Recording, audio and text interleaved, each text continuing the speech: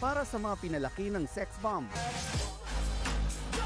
May regalo sa inyo ang OG girl group ng bansa.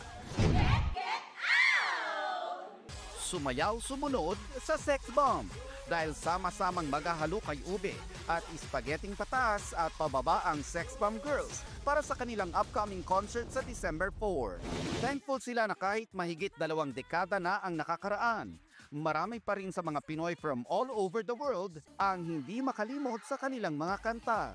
Sana yung legacy na iniwan ng sex bomb noong 2000, nakasabay namin ng mga millennials, maipasa sa Gen Z hanggang Gen Alpha.